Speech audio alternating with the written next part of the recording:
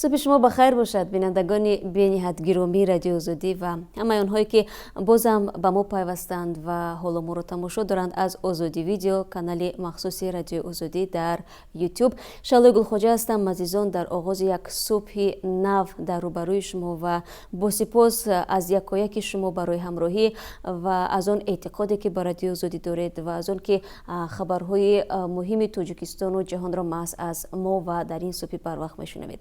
خب امروز ششم نوامبر است، روزی سه‌شنبه و همین حالا هوای ما در پراگ صاف است و همگی 8 درجه گرم، ولی پیشگویی میگردد که تا نصف روزی گرمی 18 درجه را تشکیل دهد. در مسکو پایتخت روسیه نیز امروز هوا ظاهرا ابری اما بباریش می شود، گرمی تا 7 درجه خواهد بود. در دوشنبه هوای امروزه گرم پیش بینی شده است. انتظار می رود که در دوام روز حرارت هوا به 16 درجه برابر گردد. البته این هوای مساعد برای روزی استراحتی و برای سیر و سیاحت شما عزیزان است، چون امروز در دوشنبه استراحت است، زیرا تاجیکستان روز کانستیتوسیه را جشن میگیرد. امسال از زمان قبول سرقانون 24 سال پر می شود. سرقانون تاجیکستان 6 نوامبر سال 1994 و در زمان اوج جنگ داخلی از روی رایپرسی قبول شده است. با قول حقوقشناسان مهمترین خدمت سرقانون فراهم آوردن زمینه برای صلح و وحدت پس از جنگ داخلی ویرانگر بود. متن سرقانون از سال 1994 تا کنون 3 مراتب تغییر خورده است. نخست اصلاحات سال 1999 وارد کرده شد. عمده‌ترین تغییرات در آن سال تأسیس پارلمان دو پالاتایی، مجلس ملی و مجلس نمایندگان، اجازه دادن به ثبت نام حزب‌های دینی و عوض کردن مهلت پرزیدنتی از 2 دوره 5 ساله تا به 1 دوره 7 ساله بود.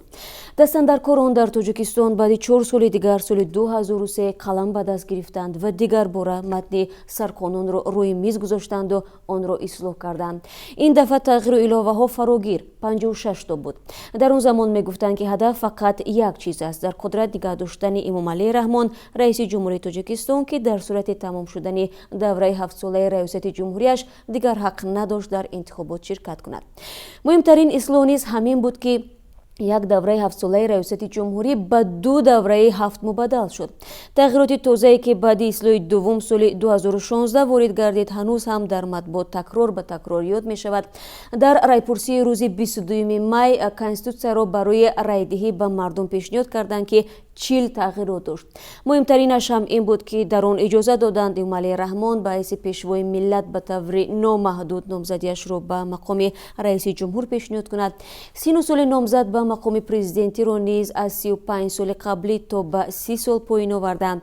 یکی دیگر از اصلاح مهم در سرقانون از بین بردن بندی بود که اجازه میداد در تاجیکستان حزب‌های دینی فعالیت کنند. خب بینندگان عزیز، با وجود آنکه امروز روز استراحت است ولی همکاران ما در دفتر دوشنبگی کار میکنند و حتما ما در جریان روز درباره حال و هوای امروز دوشنبه برای شما گزارش پیشنهاد میکنیم و حرفای بیشتر از این رو هم داریم. پس پیشنهاد دارم که در برنامه خبری و همین گونه در تقدیم سرخطای خبرهای تازه ما رو در دوام روز حتما همراهی کنید.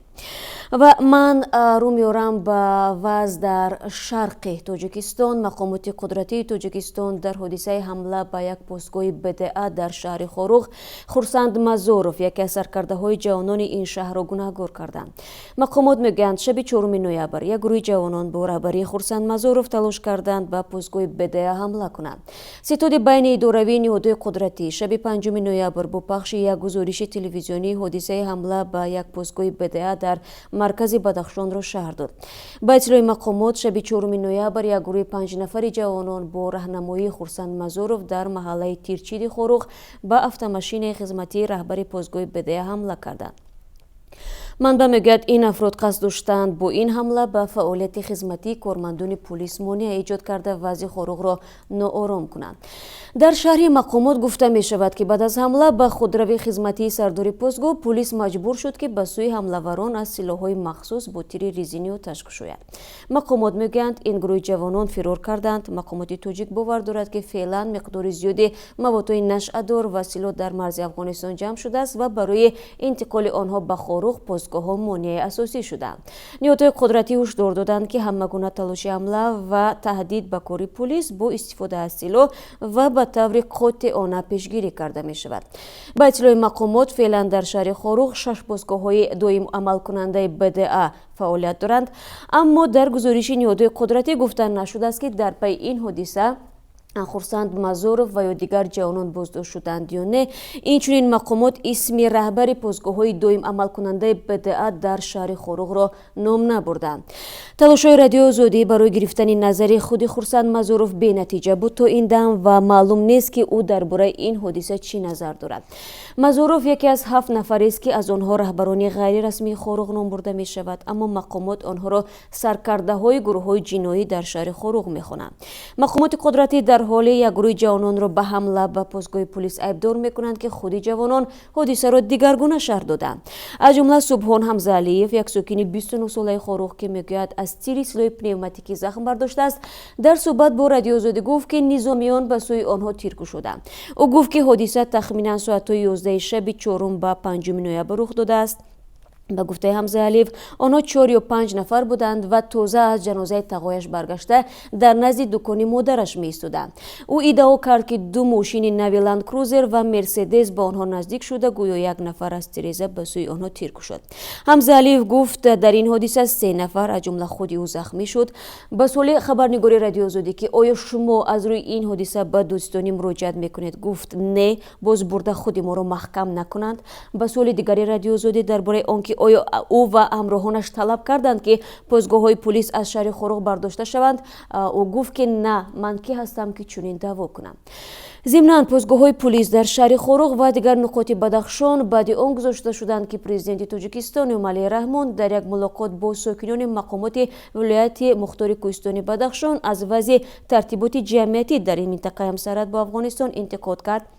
ستاد بین اداروی تامین امنیت در ولایت بدخشان 16 اکتبر با پخش اظهاراتی گفت که مقامات انتظامی از سرکردگان گروه‌ها و ساکنان علیحده شهر و ناحیه‌های ولایت بخصوص شهر خاروق 136 سلاح مصادره شده است. در این مدت اینچنین از میان 21 نفر متهم به جنایت 11 نفرشان اختیاری به مقامات تسلیم شدند. خب بینندگان عزیز، باز هم این موضوع یعنی وضع فعلی شهر خاروق و ولایت مختار کوهستانی بدخشان در زیر نظر ما هست و برنامه‌های بعدی ما را حتما پیگیری کنید و هر خبری نوی در این زمینه شد ما حتما برای شما با ابراز هر دو جانب ها پیشنهادی شما خواهیم کرد، ابراز نظر هر دو طرف. خب رو میارم به خبرهای دیگر. وکیلان دفاع 2 کارمند مقامات حفظی حقوق سوخت که با جرم شکنجه کامل خوجا نظر و ساکن 31 ساله نوی 8 زندانی کرده شدند از زینه نظارتی دادگاه عالی خواستند پرونده را بازنگری کند. بختیار نصراللهی وکیل دفاع لطیف جان یلداشف روز 5 نوامبر گفت که مقامات تفتیشاتی زیر حمایه او را بی اساس در شکنجه خوجا نظر ایبدار کردند و در دادگاه نیز یگان گناهی که او را صادر کرده باشد اثبات نشده است. او افزود قبلا هیئت حربی دادگاه عالی بعد از بازبینی حکم دادگاه حربی را به تغییر گذاشت، اکنون از زینه نظارتی دادگاه عالی بازبینی پرونده را تقاضا کرده. کامل خوجا نظر 31 ساله ساکن شهرک شهیدان مرکزی نویه 8 بعد از بازداشت مقامات پلیس همراه 15 عضو سابق حزب در تاجیکستان ممنوع نهضت اسلامی با گمان فعالیت در حزب خودکشی کرد. او نوار باقی گذاشت که در آن از عذاب و شکنجه دیدنش در بازداشت نقل میکند. کامل خوجا نظرف میگوید زمانی در بازداشت بودن شکنجه شد و ماموران میلیسا تنها بعد گرفتن مبلغ رهایش کردند. اینچنین به نقل او ماموران میلیسا بیاناتی او را که سال 2014 یعنی در زمان فعالیت قانونی حزب نهضت اسلامی تاجیکستان به صف این حزب دعوت شده بود با زور و شکنجه به سال 2016 یعنی پس از 1 سال بسته بودن این حزب عوض کردند. یک ساکن نویه 8 در نوار پیش از خودکشیش گفته است با این هم عذابش پایان نیافت و ماموران میلیسا هر دفعه به بازپرسی دعوت کرده تحت فشار و شکنجه قرار میدادند. گردش این نوار در شبکه اینترنت سر و صداهای زیادی بلند کرد. مقامات جسد خوجا نظرف را از قبر بیرون و ضمن تشخیص آثار لطکوب و شکنجه را آشکار نمودند. مراد خوجا نظرف پدر کامل خوجا نظرف ماه در صحبت با رادیو آزادی گفت تشخیص جسد نشان داد که فرزندش شکنجه شده است، ولی او افزود که به سبب مهر مخفی گرفتن پرونده حق ندارد درباره جریان تفتیشات معلومات بیشتر بدهد. دادگاه حربی گارنیزون خوجند 19 ایون همین سال لطیف جان یولداشف سابق مسئول شعبه گفتگو جنایی ریاست کارهای داخلی سوخت و محمد نعیمов کارمند پیشین شعبه امنیت در نویه 8 را در شکنجه کامل خوجه نظرف گناهکار دانست و به 13 و 12 سال زندانی محکوم کرد. دوستانی حربی سوخت که تحقیق پرونده این افراد را انجام داد. شهرت شمسیدینov کارمند ریاست وزارت کارهای داخلی در سوخت را نیز در شکنجه و بازداشت غیر قانونی کامل خوجه نظرف گمان بردانست، اما او قبل از بازداشت شدن یا باز شدن پرونده فرار کرد و حالا تحت جستجوی جنایی قرار دارد. لطیف جان یولداشف و محمد نعیمов ماه مارت همین سال بازداشت شده زمان تفتیش پرونده در سیزای رقم 2 خوجند نگهداری میشدند. خب بینندگان عزیز، به همه اون عزیزانی که همین لحظه به ما پیوستند، یعنی حالا آزادی ویدیو کانال رادیو آزادی رو تماشا دارند، من شالوک خوجا از قرارگاه دفتر مرکزی رادیو آزادی در پراگ درود میفرستم به شما. امیدوارم که شما خوب باشید و تشکر میگم برای همراهی و امیدوارم با چند دقیقه خودتان را به ما و به شنیدن خبرهای مهمی تاجیکستان و جهان میبخشید. خوب، چون از خبرهای جهان گفتم، رو میارم به خبرهای جهانی. محمد بن سلمان وارث شاه عربستان سعودی نخستین ریاکتور اتمی تحقیقاتی در کشورش را به کار انداخت. مطبوعات این کشور میگوید که هدف گوناگون کردن سرچشمه‌های به دست آوردن نیروی برق و هم به دست آوردن قدرت اتمی است. ریاکتور را روز 5 نوامبر به کار انداخته و رقیب کشور ایران را مثال آوردند که نیروگاه و چندین ریاکتور اتمی دارد. به گفته مقامات عربستان سعودی، آنها قصد دارند در 2 سال آینده برای ساحه انرژی اتمی 80 میلیارد دلار خرج کنند. هرچند عربستان سعودی مثل ایران میگوید ریاکتورهای اتمی برای کاهش پایبندی به نفت و گاز است، ولی برنامه‌های این کشور نگرانی کشورهای غربی را به بار آورده است که میگویند ممکن است بین عربستان سعودی و ایران رقابت اتمی به وجود بیاید. محمد بن سلمان ماه مارت امسال گفت اگر ایران صاحب سلاح اتمی شود، عربستان سعودی هم عین کار را میکند. 12 کودک نوزاد در یک شفاخانه در شمال و شرق افغانستان در نتیجه سرایت بیماری نامعلوم هلاک شدند. یک مؤسسه خیریه‌ای ایتالیایی با نام امداد که شفاخانه را زیر نظارت دارد روز 5 نوامبر گفت که تمام نوزادان روز 4 نوامبر در تولدخانه نویه انابه در ولایت پنجشیر فوت دیدند. به گفته سازمان، کودکان نوزاد که حالشان فوق‌العاده وزنین بود آنتیبیوتیک می‌گرفتند و ظاهراً بر اثر عفونت و عاقبت سرایت بیماری جان دادند. سازمان امداد گفت که آنها مقامات افغانستان را فوراً از خروج بیماری آگاه کردند و از یک آزمایشگاه مستقل طبی در کابل خواستند ترکیب میکروبیولوژی انگیزنده‌های بیماری را تشخیص کنند. به گفته سازمان، نتیجه‌های تحقیقات را حتماً اعلام می‌کنند و افزوده است که تمامی کار برای پیشگیری از خروج بیماری گرفته شده است. خب، بازم برمیگردم به خبرهای تاجیکستان. در نویه دنغره روز 5 نوامبر بخش دومی مجمع نساجی جمعیتی سهامی پوشیده جونتای دنغره سینسیلو تکستیل به استفاده داده شد. این مراسم با شرکت پرزیدنت تاجیکستان امامعلی رحمان برگزار گردید. این کارخانه امکان کارکرد 15,000 تن نخ پخته و استحصال 12,000 تن رشته در یک سال را خواهد داشت. در کارخانه 200 جای نوی کاری ایجاد شده است. مجمع نساجی جونتای دنغره سینسیلو تکستیل در همکاری با سرمایه‌گذاران چین بنیاد شده. محصولات این کارخانه به روسیه، چین، ترکیه، بلاروس و قرقیزستان به فروش می رود. خب، این چنین روز 5 نوامبر در نویه دنغره بنای نوی کالج طبی به استفاده داده شد. در این مراسم پرزیدنت امامعلی رحمان اشتراک کرد. کالج طبی نویه همکنون در 2 بنای 5 شونه نو جایگیر می شود که توانی با تحصیل فرا گرفتن بیش از 1,500 دانشجو را خواهد داشت. پرزیدنت تاجیکستان با یک سفر کاری در نویه دنغره قرار دارد. بازم میروم به شمال تاجیکستان. بعد 1.5 سال و 6 ماه گم شدن 2 کودک سعودی هنوز هم از آنها درک و نشان پیدا نشده است. فاطمه خالیبکова ساکن 5 ساله شهرک کانسوی 15 کیلومتری خوجند روز 27 می همین سال از خانهشون بیرون رفت و گم شد. گنجینه قیوموی 9 ساله ماه اوگوست سال 2017 در راه بازار مرکزی شهر رفشن تا منزلشون غیب زد. تا حال از این کودکان در روز رفشن گم شده نشانه و درک пайдо накарданд. Полис мегӯяд то ҳол онҳоро ҷустуҷӯ дорад ва гуфтугӯи онҳоро аз мақомоти кишварҳои ҳамсояи Узбекистон ва Қирғизистон низ хоҳиш карда. Бархе сокинон мегӯянд ҳодисаҳои нопадид шудани атфоли хурдсол дар солҳои охир солҳоеро дар заминаи тавонмандии мақомоти интизомӣ дар пайдо кардани кӯдакони гумшуда эҷод мекунад. Дар Тоҷикистон масъалаи гум ва бенишон шудани кӯдакон аз масъалаҳои ҳассос аст. Яке аз парвандаҳои пурсарусадо бенишон шудани Малика Аралова ва Сабина Аралова, ду кӯдаки хурдсол буд ки 5 соли пеш дар яке аз маҳаллаҳои марказии шаҳри Душанбе гум шуданд ва то ҳол ҳеҷ нишоне аз онҳо пайдо нашудааст.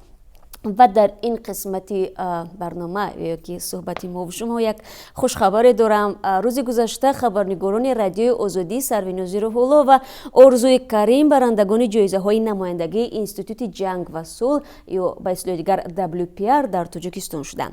маросими тақдими ҷоизаҳо рӯзи 5 ноябр тавре гуфтам дар меҳмонхонаи Сиренаи шаҳри Душанбе бо ҳузури дипломатҳо аз сафорати Амрико, намояндагони ҷомеаи шаҳрвандӣ ва васоити ахбори omma баргузор шуд.